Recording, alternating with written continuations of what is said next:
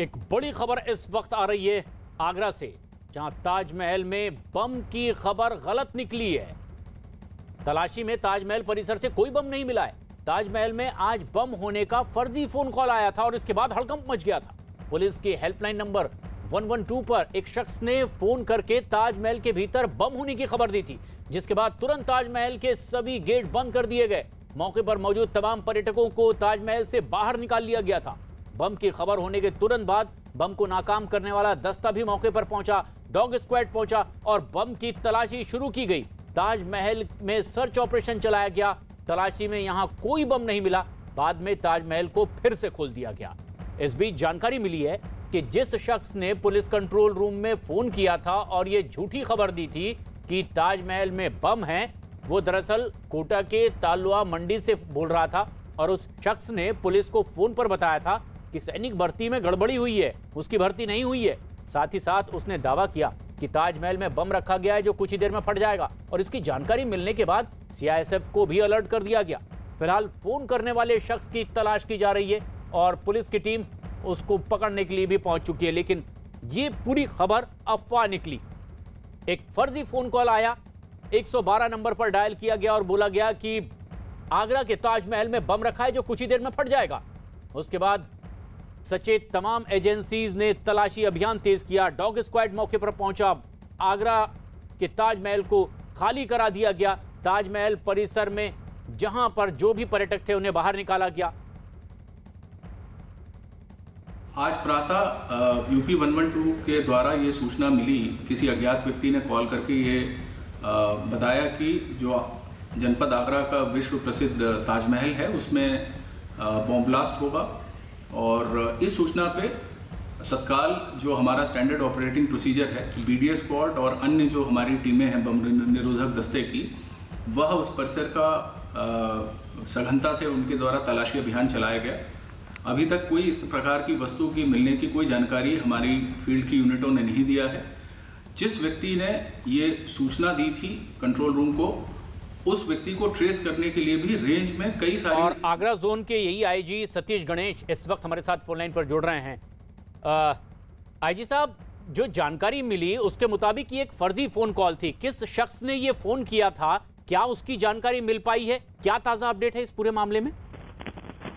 देखिए, अभी इस वक्त मेरा ये सारी टेक्निकल डिटेल्स चैनल में रिवील करना हमारी विवेचना को और हमारी इन्वेस्टिगेशन को प्रभावित करेगा जी, क्योंकि हो सकता है कि जो कॉलर हो वो न्यूज चैनल्स देख रहा हो। तो मैं सार्वजनिक रूप से ये information due to ongoing investigation मैं शेयर नहीं करना चाहता। मैं दो महत्वपूर्ण चीजें आपको बताना चाहता हूँ। पहला कि पूरे परिसर की जब सघन तलाशी ली गई है तो किसी भी प्रकार का कोई डिवाइस जो है बरामद नहीं हुआ है, नंबर 1। नंबर 2, हमने आम टूरिस्ट के लिए, जो हमारे टूरिस्ट यहाँ पे आए थे ताजमहल को देखने के लिए, उनके लिए पुनः उनका एक्सेस जो है ताजमहल के अंदर, उनका प्रवेश जो है चालू कर दिया गया है। और तीसरी चीज ये है कि जो हमारी टीम है वो उस व्यक्ति के काफी नजदीक पहुंच चुकी है और मुझे पूरी उम्मीद है कि अति शीघ्र उसमें जो भी डेवलपमेंट होगा हम आपको पुनः अपडेट देंगे। काइंडली उस अपडेट का आप लोग इंतजार करें। Thank you.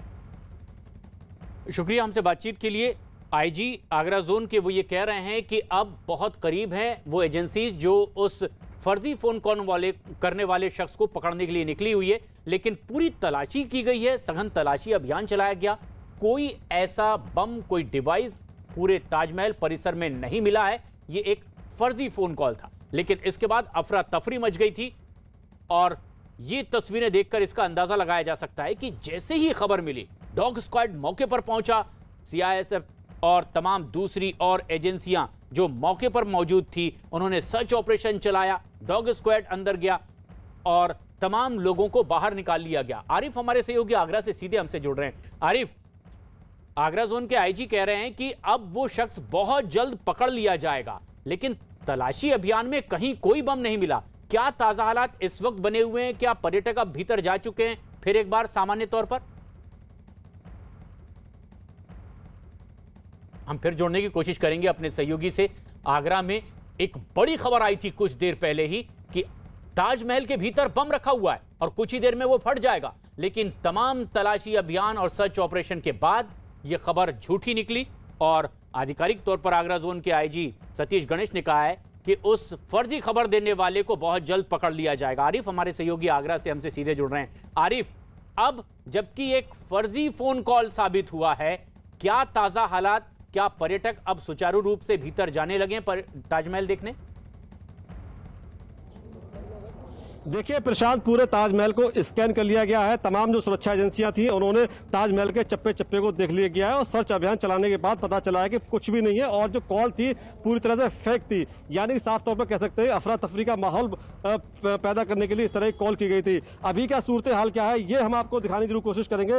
ये ताजमहल का पूर्वी गेट है, पूरी तरह से गेट खोल दिया गया है। तमाम जो पर्यटक है उनकी आवाजाही शुरू हो गई है, यानी कि ताजमहल पूरी तरह से नॉर्मल हो गया है। यहाँ तमाम तरह की जो अफरा तफरी का माहौल था वो पूरी तरह से रुक गया है। तो कुल मिलाकर यह है कि जिस हिसाब से एक माहौल क्रिएट करने का प्रयास किया गया था वो पूरी तरह से नाकाम रहा है। और देखिए जो आरोपी है वो गिरफ्तारी करने की बात की जा रही है, लेकिन ये पुलिस के आलाधिकारी तय करेंगे गिरफ्तारी हुई है या नहीं हुई है। लेकिन कुल मिलाकर यह ताजमहल का सूरत हाल फिलहाल एकदम नॉर्मल है। पर्यटकों की आवाजाही शुरू हो गई है। जो तमाम सुरक्षा एजेंसियां तकरीबन यहाँ से बाहर चली गई हैं। जो सीआईएसएफ के जवान हैं अपनी अपनी पोस्ट पर वापस आ गए हैं और ड्यूटी कर रहे हैं। तो अभी माहौल एकदम नॉर्मल है, कंडीशन एकदम आमतौर जो आम दिनों में होती है वो हो गई है। जी प्रशांत। आरिफ, एक बड़ी खबर थी ये कि ताजमहल में बम है। भले ही ये खबर गलत साबित हुई है, लेकिन जो आसपास लोग मौजूद थे, अगर वो पर्यटक हैं या आम स्थानीय लोग वहां के हैं, किस तरह का रिएक्शन उनका था ये खबर सुनने के बाद? अगर आपकी बातचीत उनसे हो पा रही है और ताजा हालात क्या बने हुए हैं, क्या हमेशा की तरह अब सब कुछ रूटीन और दिनचर्या सामान्य?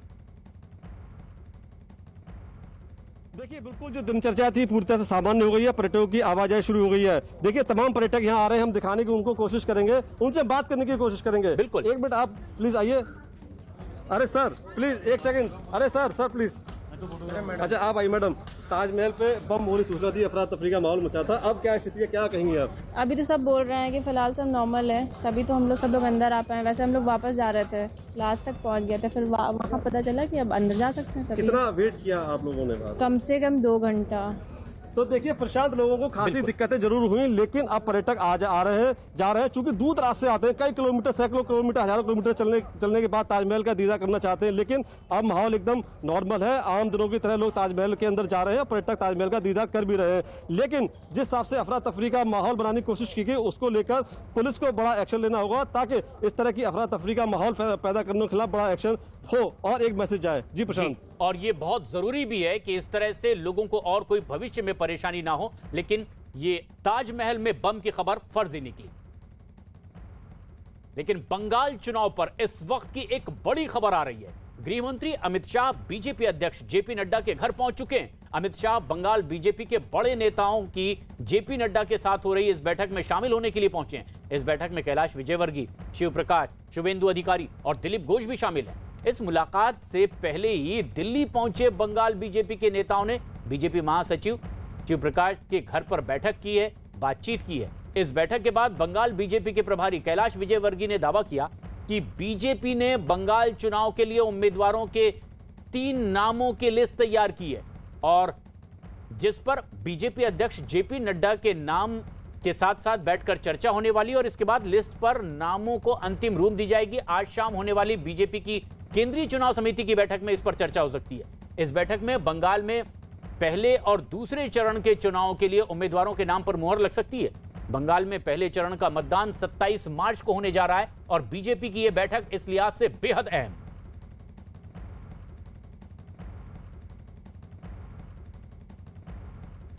कार्यकर्ताओं से हमने नाम लिए, फिर कोर कमेटी में हमने चर्चा किया, फिर प्रदेश की चुनाव समिति उसमें हमने पैनल बनाई है 3-3 नामों की।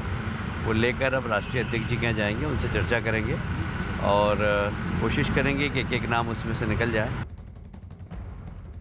और ये बेहद अहम खबर ऐसे में जबकि पहले और दूसरे चरण में होने जा रहे विधानसभा चुनाव के लिए बीजेपी अब नामों को अंतिम रूप देने में जुटी हुई है और इसी कड़ी में बैठकों का ये सिलसिला चल रहा है। लेकिन एक बड़ी खबर, कैलाश विजयवर्गीय जो कि बीजेपी के पश्चिम बंगाल प्रभारी है, उन्होंने दावा किया कि नामों के 3 सेट तैयार कर लिए गए हैं। विचार मंथन के बाद जो प्रदेश इकाई है उसकी तरफ से जो नाम सुझाए गए हैं, अब राष्ट्रीय अध्यक्ष के साथ इस पर विचार मंथन के बाद जो केंद्रीय चुनाव समिति की बैठक होगी उसमें अंतिम रूप दिया जाएगा। विक्रांत हमारे सहयोगी नजदीक से नजर बनाए हुए हैं इस पूरे घटनाक्रम पर, और अरुण जो खुद पश्चिम बंगाल में मौजूद हैं। विक्रांत, बीजेपी ने अब 3 लिस्ट तैयार कर लिए नामों की, जिनमें से एक तय होना है, एक को उम्मीदवार बनाया जाना है। कब तक ये उम्मीद पूरी होगी कि उम्मीदवार उनका घोषित हो जाएगा? देखिए प्रशांत, आज शाम को बीजेपी की सीईसी की बैठक है। प्रधानमंत्री भी उस बैठक में शामिल होंगे और बीजेपी के तमाम सीईसी के सदस्य, जो केंद्रीय चुनाव समिति है उसके सदस्य, उसमें शामिल होंगे। अभी हम इस समय बीजेपी अध्यक्ष जेपी नड्डा के घर के बाहर हैं। आप देख सकते हैं उनके घर में इस समय बीजेपी के पूर्व अध्यक्ष और गृह मंत्री अमित शाह भी पहुंचे हुए हैं। इसके अलावा बंगाल बीजेपी के जो कोर ग्रुप के सदस्य हैं वो सभी नेता भी आपस में मंथन करके यहाँ पहुंचे हुए हैं। कल देर शाम को बीजेपी के तमाम जो प्रदेश के नेता थे वो दिल्ली पहुंच गए थे और आज एक बार बीजेपी अध्यक्ष के साथ बैठक करके जो जिस तरीके से कैलाश विजयवर्गीय बता रहे थे कि 3 नामों की लिस्ट एक प्रदेश स्तर पर बना ली गई है और उसके बाद अध्यक्ष के साथ बैठ करके एक मंथन किया जाएगा, क्योंकि जब सीईसी में मामला जाता है तो एक तरह से उसमें अंतिम जो प्रत्याशी पार्टी तय करती है उस पर मोहर लगानी होती है। तो पीएम के साथ जब बैठक हो तब तक पूरी तरीके से होमवर्क हो जाए और किसी एक उम्मीदवार पर सहमति बना ली जाए, इसकी भी कोशिश की जा रही है इस बैठक में। और आज शाम को जब बैठक होगी उसमें अंतिम रूप दिया जाएगा और ये उम्मीद की जानी चाहिए कि आज और कल 2 दिन जो केंद्रीय चुनाव समिति की बैठक होगी उसके बाद बीजेपी अपनी पहली लिस्ट पहले 2 चरणों के लिए घोषित कर देगी। तो आज और कल 2 दिन मंथन के बाद नाम अंतिम रूप दिए जाएंगे कि कौन उनके उम्मीदवार के तौर पर मैदान में होंगे। लेकिन 5 राज्यों के विधानसभा चुनाव के लिए उम्मीदवारों के नाम तय करने के लिए बीजेपी की केंद्रीय चुनाव समिति यानी कि सीईसी की बैठक जो आज शाम को होने जा रही है, बीजेपी मुख्यालय में शाम 6 बजे यह बैठक होगी। प्रधानमंत्री नरेंद्र मोदी और बीजेपी अध्यक्ष जेपी नड्डा समेत सीईसी के तमाम सदस्य इस बैठक में हिस्सा लेंगे। शुक्रवार को भी दोपहर 1 बजे फिर एक बार बैठक होगी। प्रधानमंत्री समेत सीईसी के सभी सदस्य एक बार फिर नामों को अंतिम रूप देने के लिए मंथन करेंगे। और सूत्रों का यह कहना है कि बैठक में पश्चिम बंगाल, असम के पहले 2 चरण और बाकी राज्यों के उम्मीदवारों के नामों पर चर्चा होगी। कई नामों पर अंतिम मुहर भी लगाई जाएगी। बैठक के लिए बंगाल बीजेपी के नेता दिल्ली पहुंचे हुए हैं और विचार मंथन के बाद अब बहुत जल्द इनके नामों पर अंतिम मुहर लग सकती है।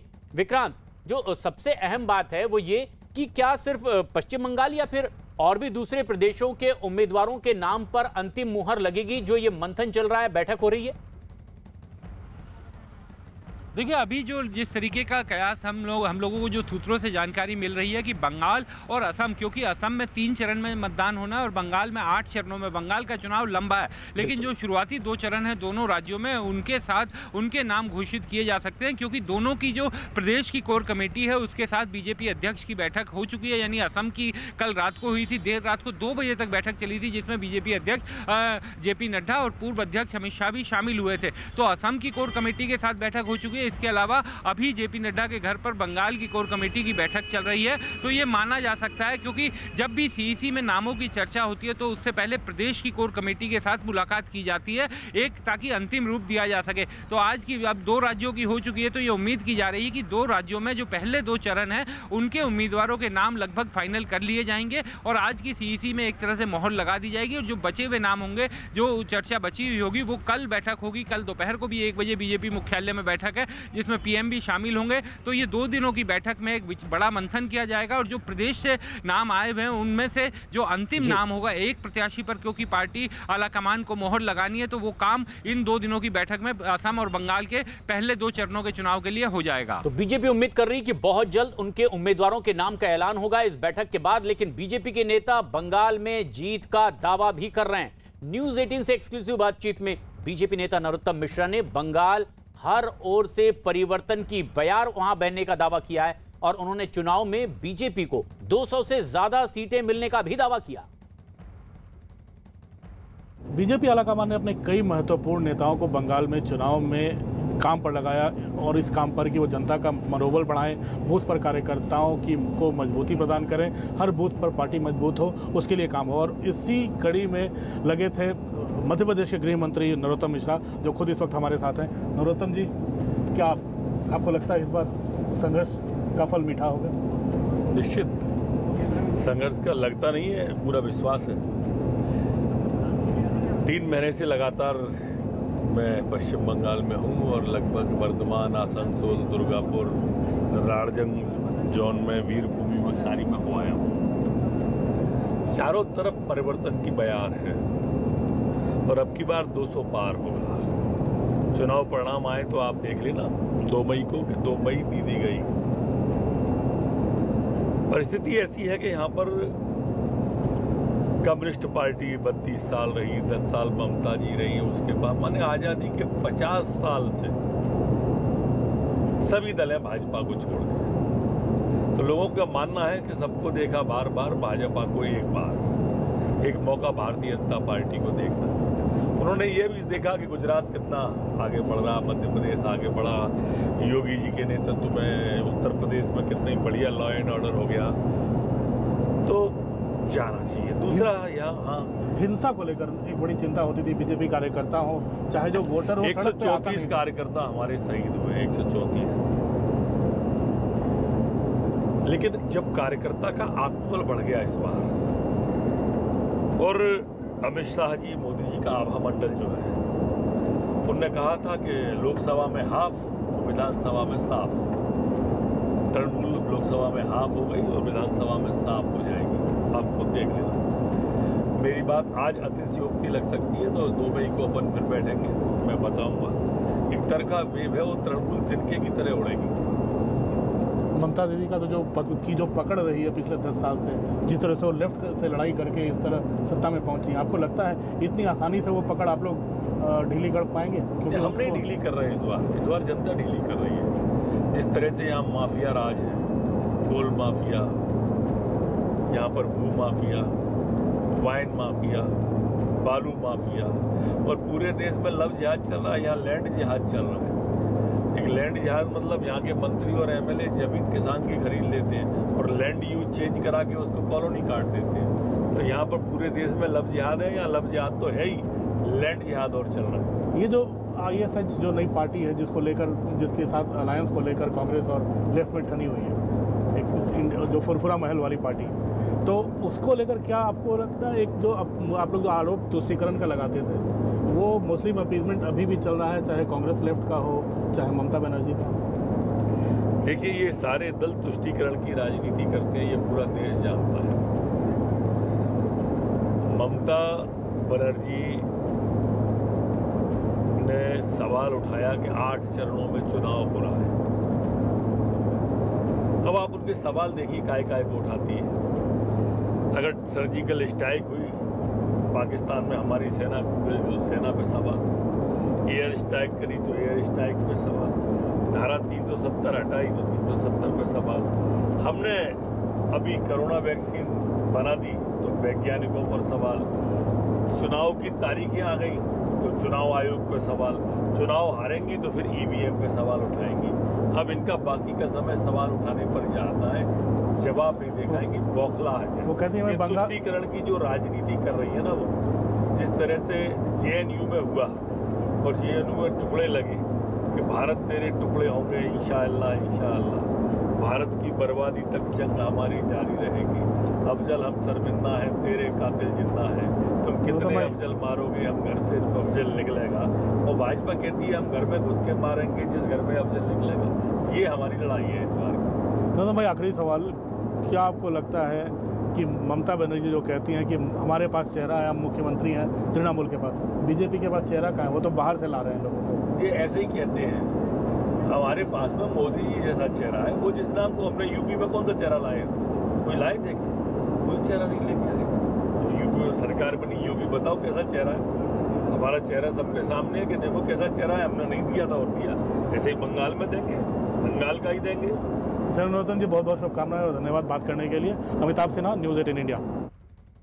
बीजेपी का जीत का दावा बंगाल में, तो कुछ राजनीतिक दल गठबंधन बनाने में जुटे हुए हैं। और सूत्रों के हवाले से एक बड़ी खबर इस वक्त आ रही है, पश्चिम बंगाल में कांग्रेस, लेफ्ट और फुरफुरा शरीफ दरगाह के पीरजादा अब्बास सिद्दीकी की पार्टी ISF के बीच सीटों पर बात नहीं बन पाई है। बताया जा रहा है कि ISF उत्तर बंगाल में 6 सीटों की मांग पर अड़ी हुई है। हालांकि कांग्रेस ने उनकी मांग को अब तक हरी झंडी नहीं दी है। खबर यह भी है कि सीटों के बंटवारे को लेकर तीनों पार्टियों के बीच आज एक बार फिर से बैठक हो सकती है और सीटों के बंटवारे पर सहमति बनाने की पूरी कोशिश होगी, क्योंकि तीनों पार्टी के दल नेता ये चाह रहे हैं कि मिलकर चुनाव लड़ने में उनको फायदा मिल सकता है। लेकिन अरुण, हमारे सहयोगी जो कोलकाता में इस वक्त मौजूद हैं। अरुण, जो सबसे अहम बात है वो ये कि सीटों के बंटवारे को लेकर के ममता बनर्जी के विरोधी कुछ दल गठबंधन में जुटे हुए हैं, तो वहीं ममता बनर्जी अपने उम्मीदवारों के नाम का ऐलान कब तक कर सकती है? क्या उम्मीद कर रहे हैं टीएमसी के नेता? देखिए, तृणमूल कांग्रेस की जो सर्वे सर्वा है ममता बनर्जी, उनके घर पर जो इलेक्शन कमेटी के सदस्य हैं 12 सदस्य हैं, उनकी 3 दिनों से लगातार बैठक चल रही है और खबर ये टीएमसी के खेमे से आ रही है कि सभी 294 सीटों पर उम्मीदवारों का ऐलान एक साथ ही किया जाएगा और ये भी खबर आ रही है कि शुक्रवार को ये ऐलान किया जा सकता है। जो बड़ी बातें उसमें ये है कि 75 के आसपास विधायक सिटिंग एमएलए हैं जिनका टिकट ममता बनर्जी काट रही हैं ताकि एंटी इनकम्बेंसी जो उनके सरकार के खिलाफ है उससे निजात पाई जाए। इसके अलावा बड़ी बात यह है कि जो 35% संख्या होगी टिकट में वो महिलाओं की होगी, यानी ममता बनर्जी 35% टिकट महिलाओं को देंगी। 80 साल की उम्र से ज़्यादा के लोगों को टिकट नहीं दिया जाएगा। और बड़ी बात यह भी है कि ये जो फिल्म इंडस्ट्री है बंगाल की, उसके कई नामचीन चेहरों को, कई ब्यूरोक्रेट्स को, कई सेलिब्रिटीज को भी मैदान में उतारेंगी। तो कल ऐलान हो सकता है सभी 294 सीटों का तृणमूल कांग्रेस की तरफ से। तो अब एक नई स्ट्रेटेजी के साथ कल ऐलान हो सकता है टीएमसी के उम्मीदवारों का। बंगाल की सभी सीटों पर ममता बनर्जी अपने उम्मीदवारों के नाम का ऐलान कर सकती है। लेकिन इस बीच आरोप प्रत्यारोप की सियासत भी गर्माती जा रही है। बंगाल में कोरोना वैक्सीन सर्टिफिकेट पर प्रधानमंत्री की तस्वीर पर सियासत गर्मा गई है। न्यूज 18 के नीरज कुमार की खबर है कि टीएमसी की शिकायत के बाद इस मसले पर चुनाव आयोग ने बंगाल के मुख्य चुनाव अधिकारी से अब रिपोर्ट तलब की है। टीएमसी ने सर्टिफिकेट में पीएम की तस्वीर के इस्तेमाल को चुनाव आचार संहिता का उल्लंघन बताया है, जिस पर बीजेपी ने पलटवार करने में भी देरी नहीं लगाई है। प्रधानमंत्री सड़क योजना में ममता जी ने अपना फोटो लगा रखा है पूरे बंगाल के अंदर। प्रधानमंत्री आवास योजना में ममता जी ने अपना फोटो लगा रखा है। जरा ममता जी ये तो देखिए कि उनके राज्य में क्या हो रहा है। टीएमसी ने शिकायत की है चुनाव आयोग से और जो टीएमसी की शिकायत है वो यह है कि कोरोना वैक्सीन सर्टिफिकेट पर प्रधानमंत्री की तस्वीर क्यों लगी हुई है। और इसका जवाब हम सीधे ले लेते हैं अर्जुन सिंह, जो कि हमारे साथ मौजूद हैं, बैरकपुर से सांसद हैं, बीजेपी के सांसद हैं, उपाध्यक्ष हैं स्टेट बीजेपी के। सीधे हम इनसे बात कर लेते हैं। सर, जो टीएमसी है उन्होंने शिकायत किया है चुनाव आयोग में कि प्राइम मिनिस्टर की तस्वीर कोरोना सर्टिफिकेट पर क्यों है। देखिए, ममता बनर्जी की सरकार जो है, ममता बनर्जी की जो पार्टी है, ये बहुत सारा कंप्लेन करेगी अपने ऊपर। पूरा बंगाल में दुआरे सरकार घूम रहा है, होर्डिंग लगाया, करोड़ों करोड़ रुपया का खर्चा किया है, उस पर इसको ध्यान नहीं है। प्रधानमंत्री बंगाल में 5 जगह धरिए चुनाव हो रहा है, बंगाल है, असम है और 3 जगह और चुनाव हो रहा है। तो एक फॉर्मेट बना है जिसमें प्रधानमंत्री का फोटो देकर कोरोना वैक्सीन देने के बाद अब उसमें बंगाल में चुनाव आ गया तो उसको तुरंत हटा दिया जाए या हटाया जाए। मुझे तो नहीं लगता कि कोरोना वैक्सीन में देने से कोई चुनाव प्रभावित हो। Corona vaccine is the part of life. जिंदगी बचाने के लिए उसमें एक कंप्लेन कर रहा है, इलेक्शन कमीशन इस पर नज़र अगर दे रहा है तो ये भी हमको लग रहा है कि बहुत ज़्यादा अच्छी बात नहीं है। और चुनाव आयोग से शिकायत की जा रही है, ये सिलसिला आगे भी चलने वाला है। लेकिन अरुण, चुनाव आयोग से शिकायत की जा रही है कि आचार संहिता का उल्लंघन है, लेकिन आईएसएफ से गठबंधन नहीं हो पा रहा है, विवाद अभी भी नहीं थमा हुआ है कांग्रेस के साथ, नैतिक नियमों का उल्लंघन इससे कुछ नेता कांग्रेस के अगर बता देते हैं, क्या उम्मीद है, क्या गठबंधन करना चाहते हैं या इसे लेकर ही कांग्रेस में दो फाड़ है? देखिए, मजबूरी है कांग्रेस की कि उसको गठबंधन करना पड़ेगा, क्योंकि लेफ्ट के साथ उसका गठबंधन पहले से ही है और इंडियन सेकुलर फ्रंट जो पीरजादा अब्बास सिद्दीकी की पार्टी है उसका लेफ्ट से गठबंधन हो चुका है और लेफ्ट ने उसको 30 सीटें दे भी दी हैं। सवाल सिर्फ इतना फंस रहा है कि अधीर रंजन चौधरी जहां से आते हैं, जो पश्चिम बंगाल में कांग्रेस के सबसे बड़े चेहरे हैं, प्रदेश के अध्यक्ष हैं और लोकसभा में कांग्रेस के नेता हैं, उनका जो स्ट्रॉन्ग बेल्ट है यानी मुर्शिदाबाद और मालदा, उस इलाके में 6 सीटें ऐसी मांग रही थे इंडियन सेकुलर फ्रंट, जिसपे सिटिंग एमएलए थे कांग्रेस के। लेकिन अब जब अधीर रंजन चौधरी ने स्पष्ट कह दिया कि उनके जीते जी ये सीटें नहीं दी जा सकती, तब मुझे लगता है कि इंडियन सेकुलर फ्रंट और अब्बास सिद्दीकी ने अपना रुख नरम किया। और कल जब मैं फुरफुरा शरीफ गया था, उनका इंटरव्यू किया था, तब उन्होंने कहा था कि अगर जीती हुई सीटें नहीं दे रहे हैं तो हारी हुई सीटें 6 दे दें, हम लड़ लेंगे चुनाव। यानी इंडियन सेकुलर फ्रंट ने नरम रुख किया है और मुझे ऐसा लगता है कि इस जो गठबंधन है उस पर मुहर बहुत जल्दी लग जाएगी। अब यही उनकी मजबूरी भी है कि गठबंधन करके चुनाव लड़ने में उन्हें अपना फायदा दिखाई दे रहा है। लेकिन आरोप प्रत्यारोप के बीच बंगाल में राजनीतिक हिंसा के मुद्दे पर भी बीजेपी लगातार ममता सरकार पर हमलावर है। लेकिन लगता नहीं कि टीएमसी पर इसका कोई असर भी पड़ रहा होगा, क्योंकि टीएमसी विधायक हमीदुल रहमान की उत्तर दिनाजपुर में हुई एक चुनावी रैली का वीडियो वायरल हो रहा है, जिसमें वो टीएमसी को वोट ना देने पर लोगों को धमकाते हुए सुनाई दे रहे हैं। उन्होंने कहा है कि जो लोग चुनाव में टीएमसी को वोट नहीं देंगे उन्हें चुनाव के बाद देख लेंगे। दीदी टीएमसी देखे নাই, सीपीएम कांग्रेस बीजेपी देखे নাই, সবারই বাড়িতে ছোঁয়া লেগেছে দিদি। যারা বেইমানি করবে ইলেকশনের পরে তাদের সঙ্গে দেখা হবে, বেইমানদের সঙ্গে খেলা হবে আমাদের, বেইমানদের সঙ্গে খেলা হবে আমাদের। टीएमसी विधायक मंच से ही धमकाते नजर आए मतदाताओं को, तो पलटवार का मौका बीजेपी को मिल गया। बीजेपी आईटी सेल के प्रमुख अमित मालवीय ने टीएमसी विधायक की धमकी के बहाने ममता सरकार को निशाने पर लिया। उन्होंने ट्वीट किया, टीएमसी विधायक हमीदुल रहमान ने आने वाले विधानसभा चुनाव में टीएमसी को वोट ना देने वालों को खुलेआम चुनाव में देख लेने की धमकी दी है। ममता बनर्जी के लोग आग से खेल रहे हैं, अब वो समय दूर नहीं है जब इस तरह की धमकी के लिए टीएमसी जनता के गुस्से की आग में ही घिर जाएगी। बीजेपी ने पलटवार किया सीधे ममता बनर्जी पर। आशिका हमारी सहयोगी इस वक्त फोन लाइन पर मौजूद हैं। आशिका, जब सरेआम टीएमसी के नेता चुनावी रैली में जनता को धमकी दे रहे हो कि अगर वोट नहीं दिया तो बाद में देख लिया जाएगा, राजनीतिक दलों की क्या प्रतिक्रियाएं हैं? खुद ममता बनर्जी, उनकी पार्टी कैसे देखती है इस तरह के बयानों को?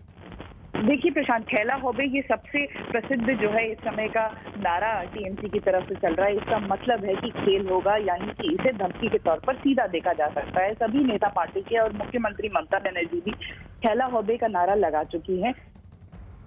यही नारा चोपड़ा के विधायक हैं हमीदुल रहमान, इन्होंने भी यही कह दिया है कि चुनाव के बाद वो देख लेंगे लोगों को। तो ये जो भाषा बिगड़ रही है नेताओं की, जैसे जैसे चुनाव नजदीक आ रहा है नेताओं के बिगड़ रहे हैं बोल, इसको देखते हुए जो है दोनों इसके ऊपर बीजेपी की भी प्रतिक्रिया आ रही है, साथ में जो लेफ्ट पार्टी है वो भी इस बयान की भर्त्सना कर रहे हैं। और लगातार अब इस तरह के बयानों को लेकर शिकायत भी की जा रही है चुनाव आयोग में जाकर। लेकिन बंगाल में चुनाव की तारीखों का ऐलान होने के बाद भी चुनावी हिंसा थमती नहीं दिख रही है, जिसकी दो तस्वीरें उत्तर 24 परगना और कूच बिहार से सामने आई है। उत्तर 24 परगना में बीजेपी युवा मोर्चा के नेता पर हमला किया गया है, तो कूच बिहार में टीएमसी विधायक पर हमले का आरोप लगा है। और यही वजह है कि बंगाल के चुनाव में हिंसा ही सबसे बड़ा मुद्दा बनती दिखाई दे रही है और पार्टियां एक दूसरे पर इसके लिए आरोप लगा रही हैं। लेकिन सबसे ज्यादा टीएमसी घिर रही है, क्योंकि उनके खिलाफ चुनावी मैदान में कई राजनीतिक दल, प्रमुख तौर से बीजेपी। पश्चिम बंगाल के उत्तर 24 परगना में बीजेपी युवा मोर्चा के नेता गोविंद विश्वास पर कुछ लोगों ने हमला कर दिया, जिसमें वो बुरी तरह से घायल हुए हैं। बाद में उन्हें अस्पताल में भर्ती करवाया गया, जहां उनका इलाज चल रहा है। हमले का आरोप टीएमसी कार्यकर्ताओं पर लगाया गया है और इस घटना के बाद बीजेपी कार्यकर्ताओं ने थाने के बाहर बैठकर प्रदर्शन किया, पुलिस से आरोपियों को जल्द गिरफ्तार करने की मांग भी की है। और ये तस्वीरें जब बीजेपी के कार्यकर्ता थाने के बाहर बैठ गए और वजह उनके युवा नेता पर किया गया हमला। आरोप लगा रहे हैं बीजेपी के नेता और कार्यकर्ता टीएमसी पर, आरोप पुलिस पर भी कि उनकी शय पर ही टीएमसी के कार्यकर्ता इस तरह की हिंसक वारदात कर रहे हैं और इसीलिए थाने के बाहर बैठे बीजेपी कार्यकर्ता और कार्रवाई की मांग की। अरुण हमारे सहयोगी लगातार हमारे साथ बने हुए हैं। अरुण, अब तो थाने के बाहर प्रदर्शन किया जाने लगा है, आरोप तो खुद उन्हें थाने में मौजूद कर्मचारियों पर भी लगता है कि उन्हीं के शय पर इस तरह की हिंसा भी हो रही है। कार्रवाई किस तरह से कर रही है फिर पश्चिम बंगाल की पुलिस? देखिए प्रशांत, अब सवाल यही है कि चुनाव आयोग ने जब पूरी जिम्मेदारी उठा ली है, कानून व्यवस्था से लेकर प्रशासनिक अमले तक वो ट्रांसफर पोस्टिंग कर सकता है, तो अब यही देखने वाली बात है, जैसा कि आपने खुद दिखाया कि एक विधायक धमकी दे रहे हैं, उसके अलावा राजनीतिक हिंसा हो रही है, तो चुनाव आयोग को इन पर सख्ती से कदम उठाना चाहिए, बजाय इसके कि किस पेट्रोल पंप पर या किस हाईवे पर किस मुख्यमंत्री या प्रधानमंत्री की तस्वीर लगी है।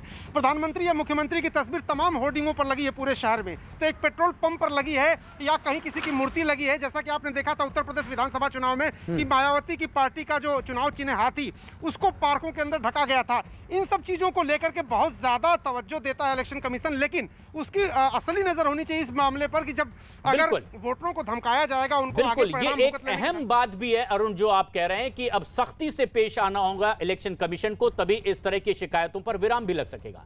लेकिन पश्चिम बंगाल के कूच बिहार में टीएमसी के विधायक हितेन बर्मन पर भी कुछ लोगों ने हमला बोल दिया है। इस दौरान उनकी गाड़ी में जमकर तोड़फोड़ की गई। हालांकि टीएमसी विधायक इस हमले में बाल बाल बच गए। इस घटना के बाद गुस्साए टीएमसी कार्यकर्ताओं ने थाने का घेराव कर दिया, विरोध प्रदर्शन किया और टीएमसी के कार्यकर्ताओं ने आरोप लगाया बीजेपी कार्यकर्ताओं पर कि उनके विधायक पर हमला किया गया है और पुलिस से अब मांग की जा रही है कि इन हमलावरों पर कार्रवाई की जाए।